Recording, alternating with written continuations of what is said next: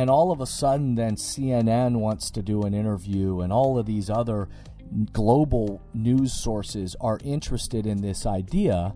I began to experience a little shift of naturally the psychology of what was happening, but also what other people around me were experiencing. You know, I remember when the New York Times happened, there's so many voices of support and cheering me on and like, oh my gosh, they couldn't believe how exciting this was. They were just so happy to see that the spirit of this book was being recognized. But I also know that there were for some people, it began to make them a little uncomfortable. But I remember people beginning to kind of respond differently to me. Maybe a little bit of the tall poppy beginning to stick out above the uniformity. What I began to feel from some people was trying to kind of cut the tall poppy down to size. Welcome back to The Thermostat with Jason Barger. If you're currently on a commute, a walk, or just a micro break in your day, glad you're making time to step back, to think, and to reflect on the next steps on your journey. I've never been more convinced.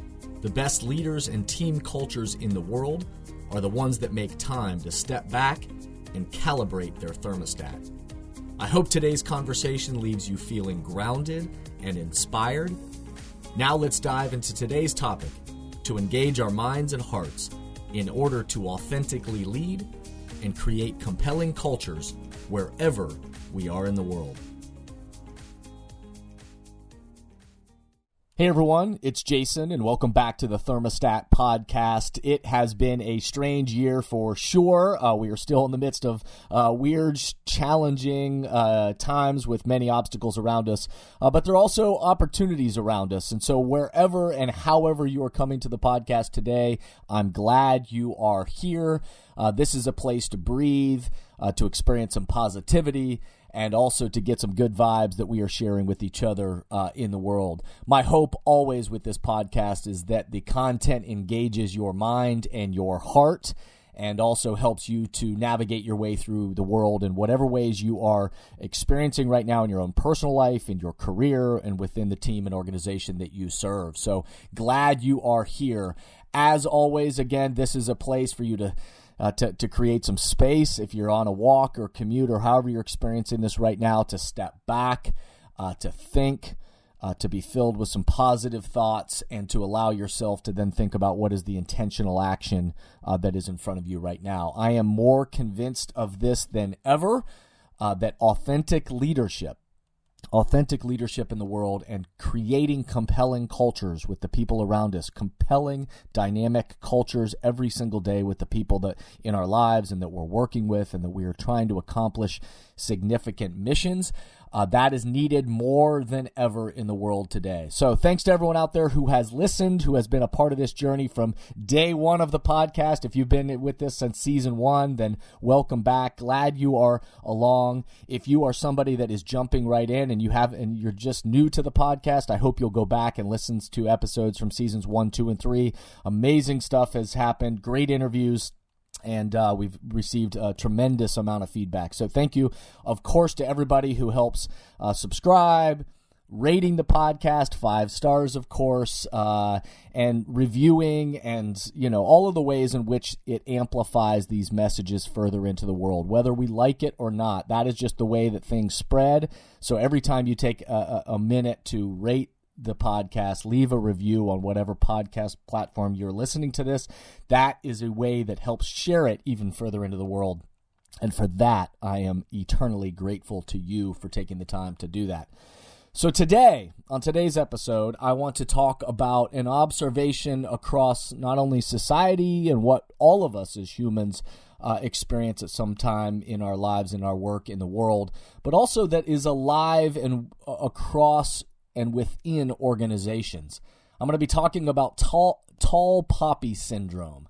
Tall poppy syndrome. And so for some of you that maybe have been a part of past podcasts, again, I think there's some correlations and some things I talked about in a previous podcast.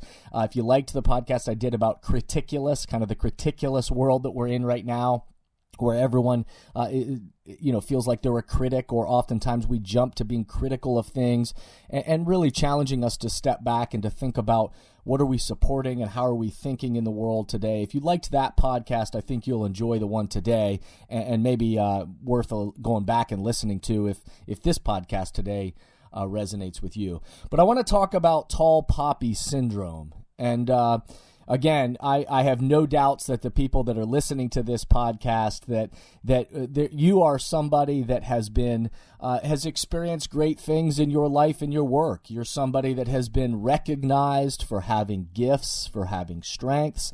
You've been somebody who has been successful with something. You've been acknowledged for doing something really well. That I have no doubt that you are somebody that has been worthy of appreciation and celebration. And so I know that many people on this podcast will relate to this topic today. But I also know that everybody on this podcast also relates to the idea of watching a person in their life, or a colleague on their team or at their work, someone else get celebrated, get recognized, be appreciated, and having success, and how we respond to other people's success and appreciate other people. And then also acknowledge and be willing to stand behind our own successes.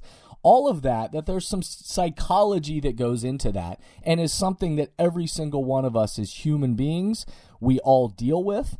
And then certainly within teams and organizations and family structures and friend groups, all of this becomes really important on how we navigate our way through this, because all of us at some point may be that tall poppy, but we also are going to be people that are going to view other tall poppies around us. And so if you are unfamiliar with this term, tall poppy syndrome, let me explain it to you, or at least give a brief definition that helps us begin to understand what this analogy or this metaphor is that we're using today. So the phrase and the metaphor of tall poppy syndrome dates back to literary references all the way back to the 1700s. And part of the imagery that was played in many different works of literature was this idea that when one tall poppy, flower, sticks out above the rest, one poppy grows taller than the other poppies, that many people want to tear that poppy down. And that oftentimes it's taken on kind of a metaphorical and analogy of when people experience a great deal of success or notoriety, or sometimes are just bigger and more recognizable than others, that what happens oftentimes is the people around want to tear that person down. But it's taken on different cultural meanings in many areas of the world as well. So for an example, in different parts of the world, the tall poppy syndrome is a part of the lexicon quite regularly. In Australia, New Zealand, where this is a popular phrase, people are expected to be very humble and almost like self-deprecating in many ways. And so showing excellence or superiority in any field, in any endeavor, is often, met with challenge because the other poppies around start to feel like, wait, they value equality so much that when one poppy begins to, kind of peek out above the rest, then oftentimes the corrective measures of the poppies around are to kind of bring it down and kind of, to be humble, to be self-deprecating, to try to not want to stand out in front of others. And so oftentimes the person experiencing as the tall poppy will do that, but also the other poppies around tend to look at it as, wait, hold on a second, we value equality and conformity, and so let's not stick out above any of the others. In Ireland, there's a bit more of a brashness to this, as we might assume, but they have a view that tall poppies, those that are the tall poppies, often, are the people that get notions about themselves, the people that naturally kind of think more of themselves, think about themselves as higher, and they caution people of, don't get too, confident in yourself, don't get those notions about yourself. And because of that, the Irish tend to be people that are notorious for kind of, and especially with celebrities in Ireland, become kind of notorious for this, that, anyone perceived to be thinking or showing that they are taller or above others or experiencing a level of success, oftentimes others then become quite critical of them and are willing to kind of cut the tall poppy down so that they don't stick out above the rest. So this imagery has taken on a lot of different cultural references, and again, is something that we all, from a psychological standpoint, that everybody deals with at some point. And obviously, let me just state this from the very beginning, just so we're on the same page. The obvious example and kind of the most obvious example of tall poppy syndrome, and one that certainly everyone I think recognizes, is when somebody does absolutely think of themselves as better than other people, or approach something with an arrogance or a elitism, or a bully that is just literally bigger than other people, and so they use that as a status or a looking down upon other people. Like, of course, we recognize that type of tall poppy syndrome. It's very obvious why the people around then want to kind of chop that poppy down and kind of take out the wind from them, because nobody likes somebody who's arrogant or sees themselves as bigger than other people. And so obviously when we're talking about tall poppy syndrome, in those kind of cases, I think it's obvious when anybody approaches that, hey, they puff their chest out as, hey, I'm better than you, or look at me, I'm the best. In those kind of scenarios, then we understand, I think, naturally that some self-correction begins to happen with the people around them, because people don't like arrogance and don't like people that then are bullying other people or intimidating or saying, hey, I'm, elitist or better than you. So that's the obvious example of tall poppy syndrome. But I also believe that all of us, again, we all experience tall poppy syndrome in some way. And again, at different times in our lives and our careers, when we are, and we hopefully, experience, in some ways, you experience the success of being the tall poppy, and I'll talk about that in just a second. But then there's also plenty of times that happen around us all the time where we're not the tall poppy, where we are, part of the crowd, but yet how we respond to that person that is being recognized or appreciated or having a level of success, oftentimes, how do we collectively think about that? So I want to talk about tall poppy syndrome from a couple of different angles today.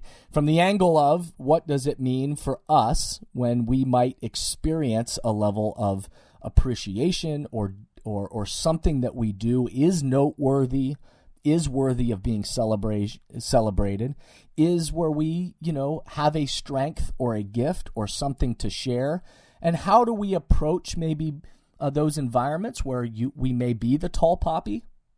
And then I also want to talk about it from the perspective of when other tall poppies around us prop up or have a level of success or have something good that happens to them, or they share their unique and authentic gifts around us, and how might we respond to that differently?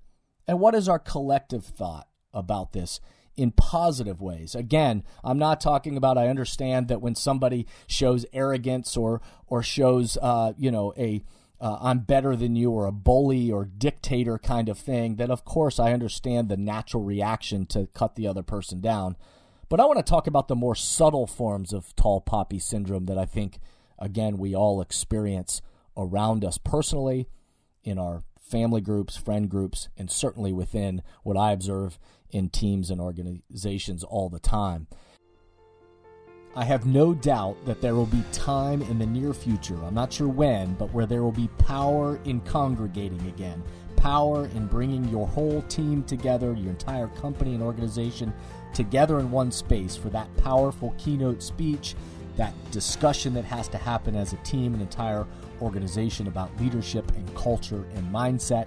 But until then, we are in a virtual world, And so if I can add value to your team, your company, or organization through a virtual keynote speech, or just helping your team and organization have the conversation that's the currency for change that you need to be having internally, I hope you'll track us down and let us know how we can be helpful at jasonvbarger.com. Because tall poppy syndrome, when you are experiencing a level of success or appreciation or recognition, can also lead to an internal feeling of when we want to be humble and self-deprecating maybe in some ways, but it can also lead to a little bit of shrinking or hiding. Hiding our successes, hiding our gifts, hiding the things that maybe we're proud of, because we also don't want to stick out. We want we also value uniformity. And we don't want anyone else to think that we think we're better than them or better than anybody. And so there's oftentimes what I hear from many different people is this: when you receive a level of appreciation or recognition or success, that sometimes it can lead to this feeling of kind of shrinking behind it, hiding in a way, because we value that kind of uniformity. And so it's easier to kind of conform in rather than to be that poppy that then sticks out above the crowd.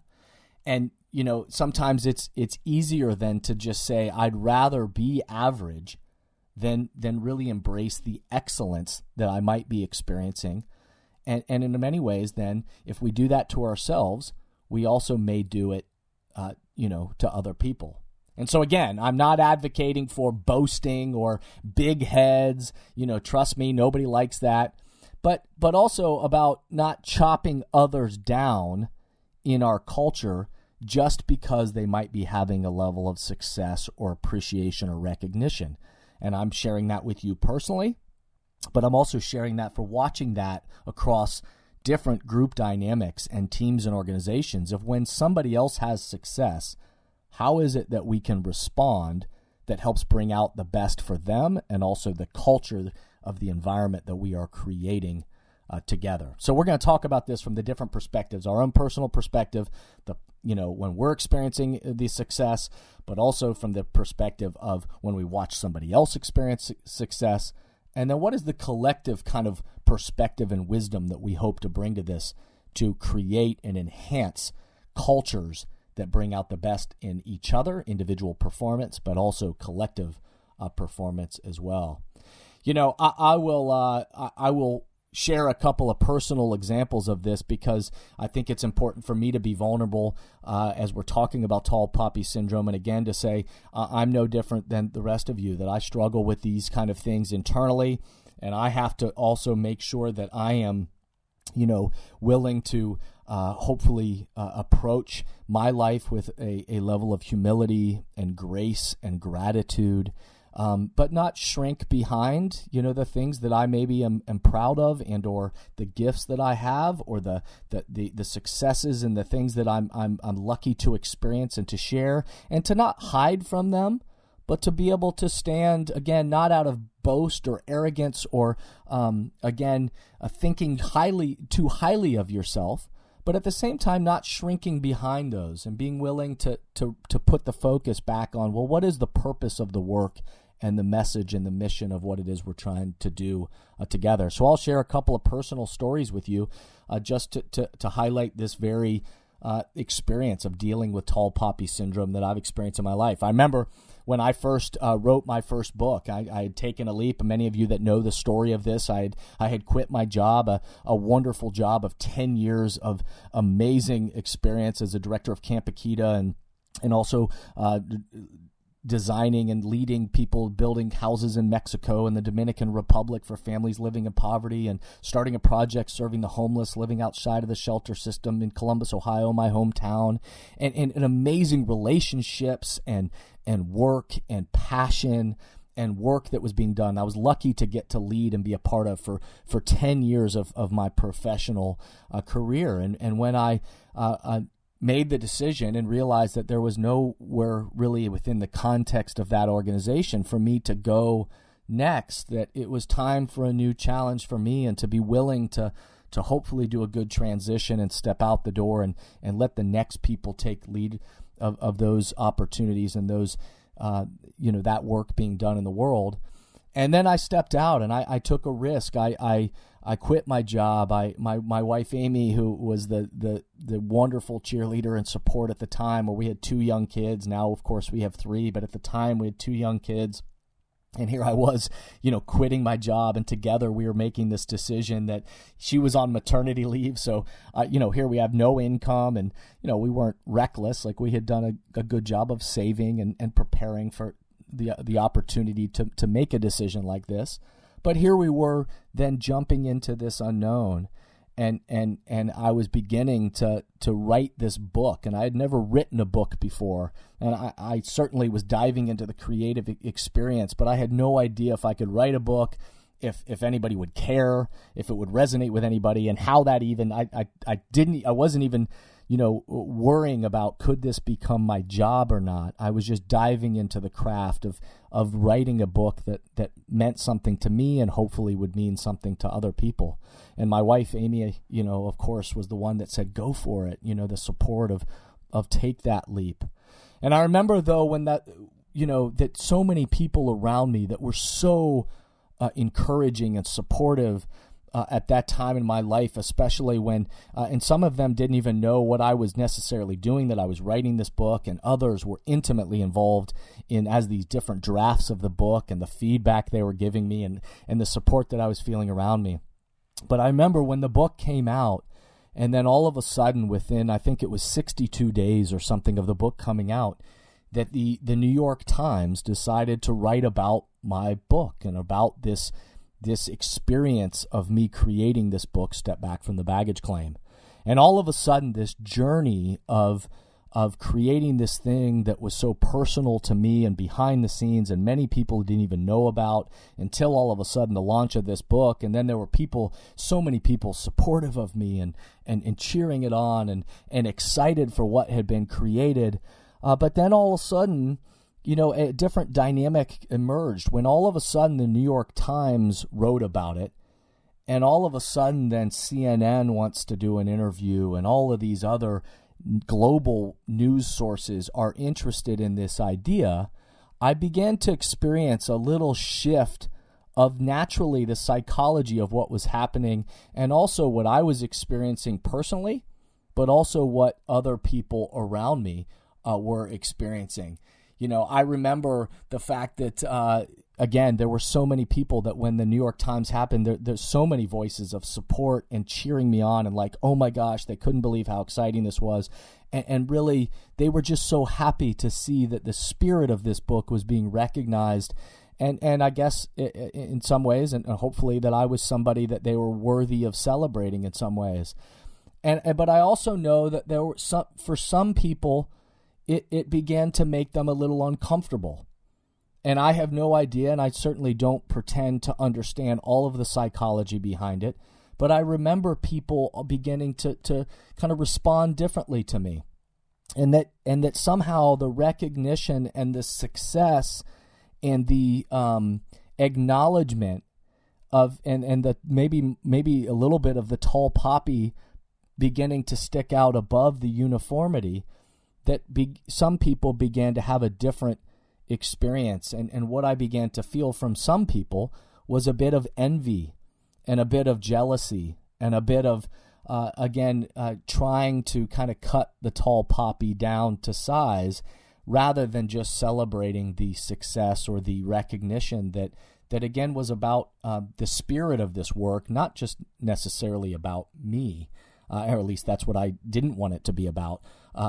Was about me. I remember somebody who was a great friend and support and even mentor of mine at the time, who had helped with some of the great feedback about the book as it was being created, and really cheering me on to go for it, and that sharing these messages in the world were so important and so needed, and really had been a great mentor to me along the way. But I remember after that New York Times came out for the first time and began to be celebrated, that she even admitted to me. She said, hey, I need to step back from this a little bit myself, because and this was very mature of her, and really points to where she was on her own spiritual and personal journey. But she said, I'm when I see you being celebrated for these things, I find myself feeling envious and jealous and wishing it were me that was being celebrated.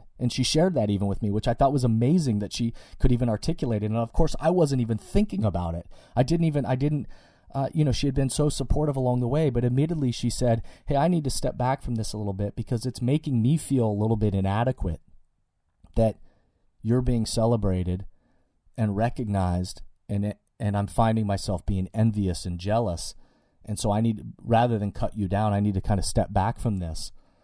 And that was a amazing experience for me to realize and to see and began to experience a little bit of this tall poppy syndrome, that there was nothing that I could control. And this was somebody that had been so supportive of me in the past and during the creation of this was so into it she was adamant about the fact that the message of this work needed to be shared with the world. But then as soon as it was, quote unquote, becoming successful, she became envious, and it was hard for her to be around it until later in the time when she was able to kind of resurface. But it was a first time for me to begin to experience that kind of tall poppy syndrome, and to realize that I had to be thinking about how I approached it. And hopefully, and every single day, I found myself almost shrinking a little bit behind it. And because I didn't want anybody to feel that way, I found myself saying, I wanting to make sure that the focus was on the message and the spirit and the mission of the work, and not on me. And yet I couldn't control that as I was being appreciated and recognized, that the tall poppy was growing, and seemingly to people around me maybe was taller than others. And so the natural reaction was to tear that poppy down or to be envious or jealous of the poppy. Most recently, again, I'll just share with you because this is something that I've been wrestling with over the last few weeks. A few weeks ago, I was recognized by People Hum, who does a lot of HR software and stuff throughout companies and organizations all over the globe. I did not know that they were that this even existed, or at least what they were going to recognize for. But they chose to recognize me as one of their top 200 global thought leaders. People, they had a list of top 200 global thought leaders that people ought to be following in 2021. And for some reason, without my knowledge of this, they chose to recognize me. And then when I got recognized, it took me a few weeks to even acknowledge it, because of that insecurity began to creep up of not wanting anyone else to feel envious or jealous, or to then somehow people to think that I was boasting this, or that I was had these big notions of myself.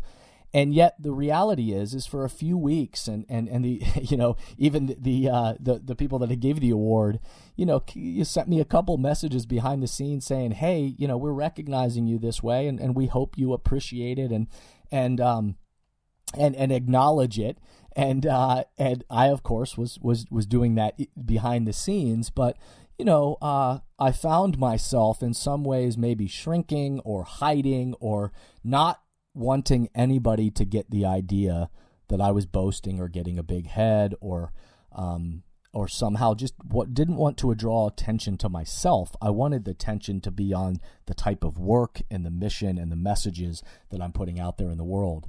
And so and again, by the way, all of those are good things. It's good things that I'm going through the mental gymnastics of that, of being able to make sure that I'm not pumping my chest out like that tall poppy and with arrogance, shouting it to the world. But I had to go through my own process to be able to say, am I going to be willing to accept this recognition, to accept this, acknowledgement, accept that they are recognizing in me. Again, I didn't ask for this or choose this, but recognizing that maybe the spirit of the messages and the type of work I'm doing in the world is worthy of celebrating.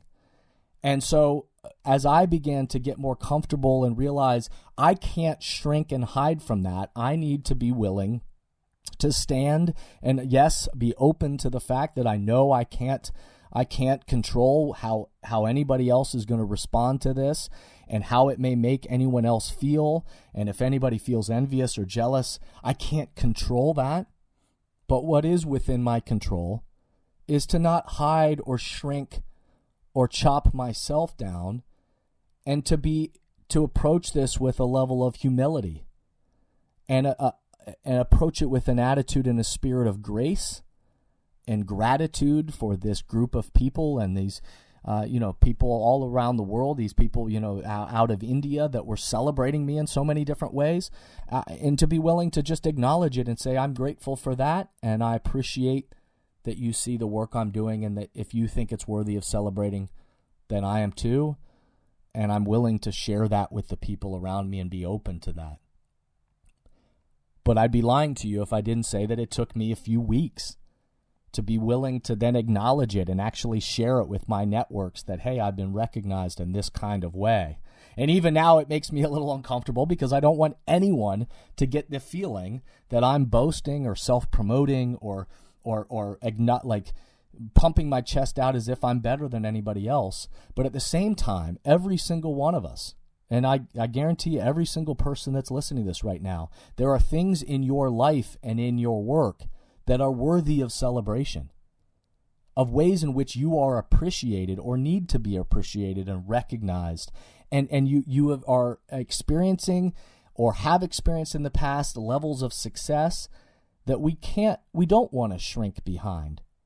We don't want to hide from, not with arrogance or boasting, but be willing to step in front of it and say, I acknowledge with humility and grace and gratitude, thank you for being recognized, and I stand behind this spirit and this kind of work that I'm proud of doing in the world.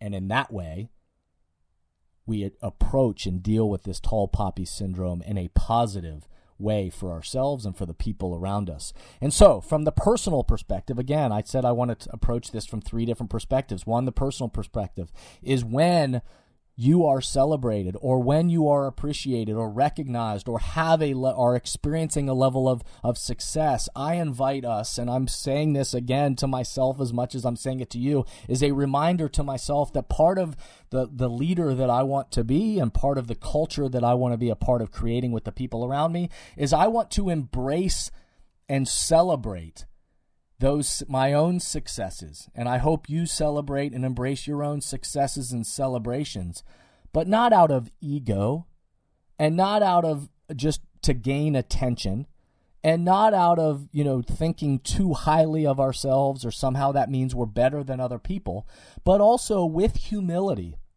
and with gratitude and authenticity and grace, being able to stand and say, I am proud of this, the work that I'm doing, and more importantly, the spirit of the work that I'm trying to do. And I appreciate being recognized for it. Who doesn't enjoy, at its most basic level, we all want to be appreciated for who we are, right? And so to not shrink or hide from it, but to be able to embrace and celebrate, I am proud of this work, this celebration that I'm worthy of, and to be willing to stand behind it and embrace the idea that, again, not out of ego or boasting, but out of appreciation and gratitude to say, thank you for recognizing me. And I want to be able to be a positive example maybe in that tall poppy moment that, again, all of us have experienced and hopefully will experience at some point in our lives and in our work. And then I want to also talk about the perspective of the other people around us, because undoubtedly there are going to be times and examples when our loved ones or our friends or the other people on our teams or other people in our communities or across our companies are recognized for something, or even in our industry or in your field, somebody that you know is going to be recognized, achieve a level of success, be celebrated or appreciated in a way that again, they may not always be comfortable with and or asked for, but they are having a level of success and appreciation. Again, hopefully those people around us don't approach it out of ego and boasting and elitism and that kind of arrogance. But even if they do, what I'm choosing to think of is when I see somebody doing that is to step back and to just give them the benefit of the doubt. And to say to myself, I bet they're uncomfortable with this in some way, and whether they know it or not, that this is one of the ways in which it's manifesting, but I'm going to give them the benefit of the doubt and just choose to step back from it. But in many and most cases, I want to approach it and realize that the person around me that is being celebrated or recognized or appreciated is, I want to remember that they probably are going through that same mental gymnastics inside of them about how to be appreciated and recognized and not shrink or hide from it, but to be celebrated. And so I want to choose to give other people a break and not chop down the tall poppies just because it may make me feel better or make me, somehow bring them back down to uniformity. I want to, instead of desiring to tear somebody else down, which I never desire to do, but I know that there's a psychology behind that many people, once somebody around us starts to experience a level of success, that sometimes the human nature, as ugly as it may seem, is to tear the other person down or somehow point out their flaws because it makes us uncomfortable that somebody else has experienced success, and it makes us think about feel inadequate ourselves.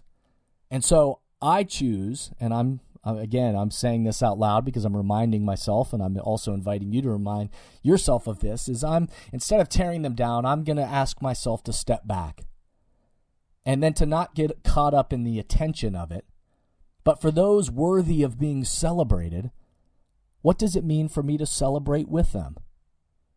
What does it mean for me to acknowledge somebody who's worthy of being celebrated and appreciated and recognized, and to make sure that I'm going out of my way to celebrate and appreciate and recognize the people around us? Of course, within teams and organizations and culture shaping, we know the value and the importance of recognizing and appreciating and valuing the work and the spirit of other people around us. And so let's get in the business of catching people, doing good stuff and then recognizing and celebrating them for them.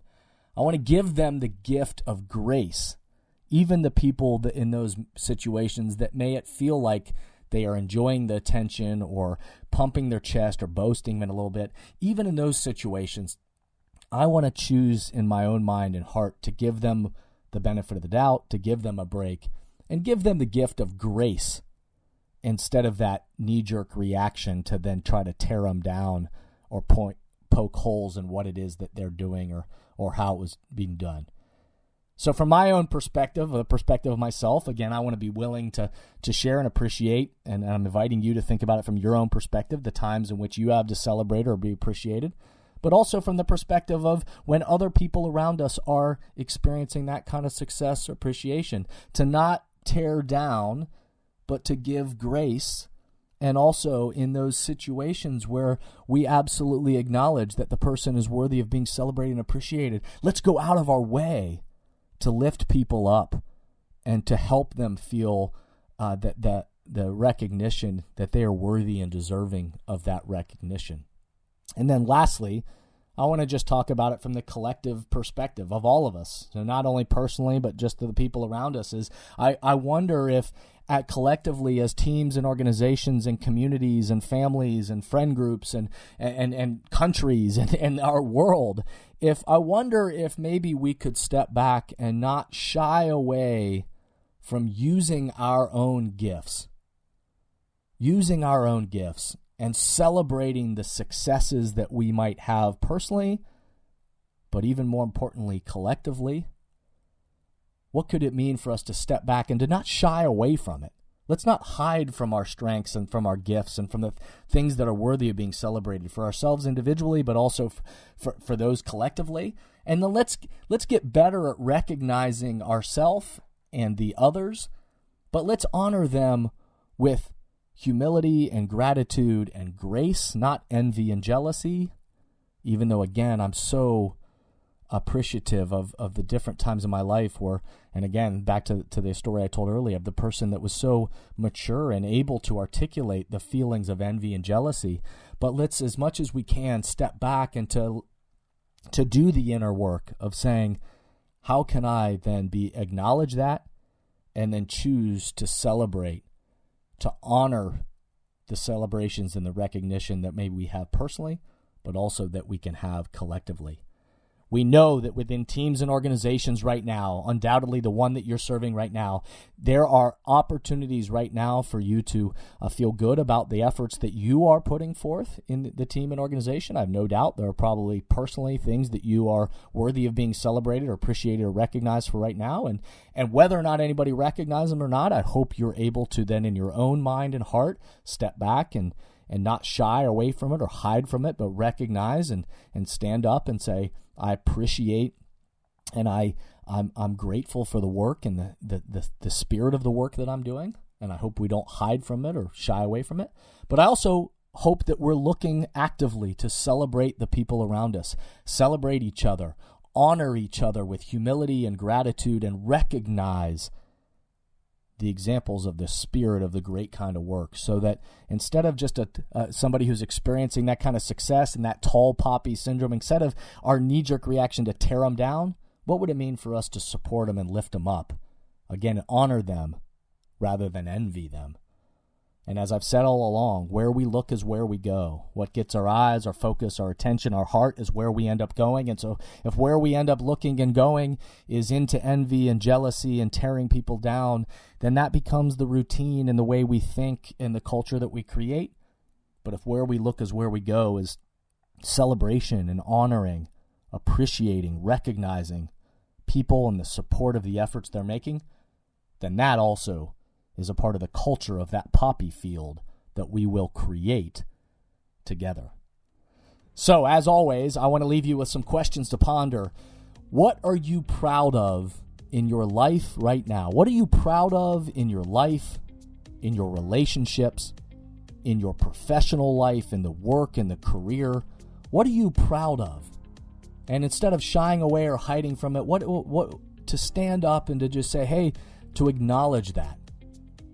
What is worthy of humble and grateful celebration? Not boastful, but what is worthy of humble and grateful celebration?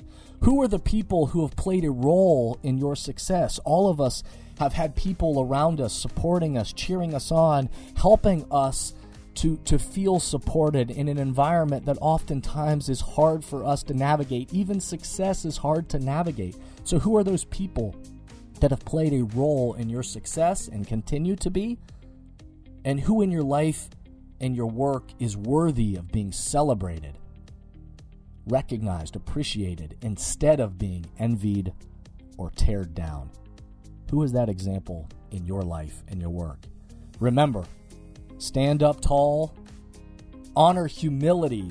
Stand up tall, not out of arrogance or boastfulness or believing that we're better than anybody else, but stand up tall, honor humility, gratitude in ourselves and in the celebrating the people around us.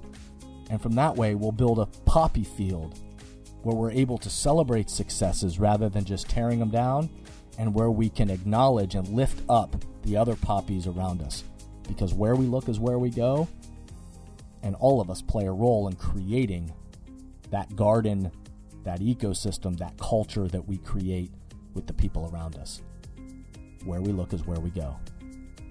Thank you for listening to today's podcast, and I hope the messages and questions stimulate positive change along your path. As always, if these messages resonate with you and add value to your life, I hope you'll help amplify them throughout the world. Please rate, comment, and share on whatever podcast or social media platform you're using. And share this podcast with the people in your life or work who should be part of these conversations. That way, this spirit does, in fact, spread. If these messages or developing leaders and culture would be helpful to your organization, or you have a question or comment about this podcast, please contact us at jasonvbarger.com. And remember, we all are ambassadors for the culture we want to create in our life and work. We have to own the vision we want to be a part of. The future of leadership is you, is me, is us. Be a thermostat.